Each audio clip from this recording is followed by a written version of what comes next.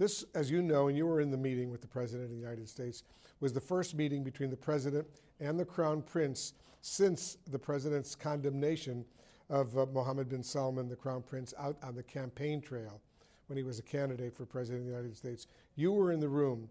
Did President Biden raise Jamal Khashoggi by name? At the beginning, during the reception, the President mentioned that this was an issue.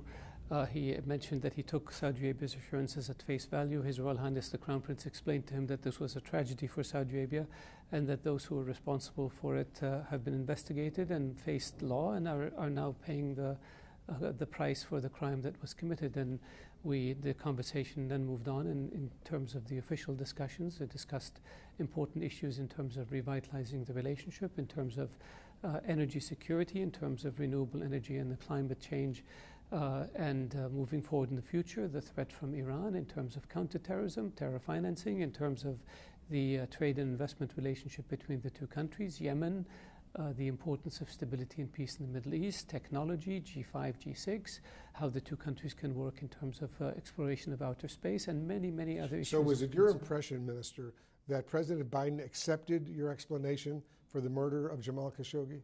I believe so, but I believe so. And he didn't raise it anymore throughout the course What is there to raise, Wolf? A crime was committed. Because the U.S. intelligence community, as you know, concluded that the Crown Prince effectively ordered the killing of Jamal Khashoggi. I don't believe that was specified in those terms, one. Number two, it was an assessment. Number three, we know what the intelligence community's assessment was with regards to Saddam Hussein having weapons of mass destruction. The Kingdom of Saudi Arabia investigated this crime. The Kingdom of Saudi Arabia held those responsible for it accountable, and they are paying the price of the crime they committed as we speak. We investigated, we punished, and we put in place procedures to ensure that this doesn't happen again. This is what countries do in situations like this. This is what the U.S. did when the mistake of Abu Ghraib was committed.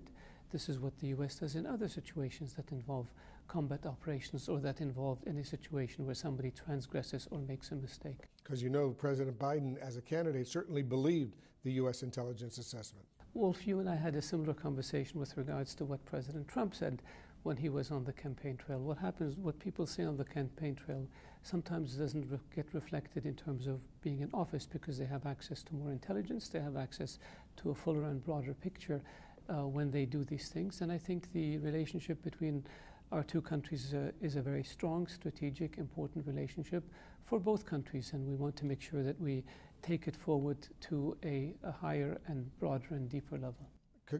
You may have heard that in an interview, Khashoggi's former fiancée said she wants President Biden to ask the Crown Prince where Khashoggi's body is. Can the Crown Prince answer that question? I haven't seen her question, and I don't know that we know where the body is, and we have had an investigation, and we published the results of this investigation when the public prosecutor issues the charges against the defendants. As you know, human rights groups extensively have documented what they claim to be Saudi Arabia's ongoing jailing of dissidents, repression of basic women's rights, mass executions, and more. Will the Crown Prince make specific commitments to President Biden and to the U.S., indeed to the world, on addressing these basic human rights issues? We take issue with the charges that are leveled against Saudi Arabia. Anybody who is punished is subject to a court review, and the charges are brought by the prosecution. The courts look into it.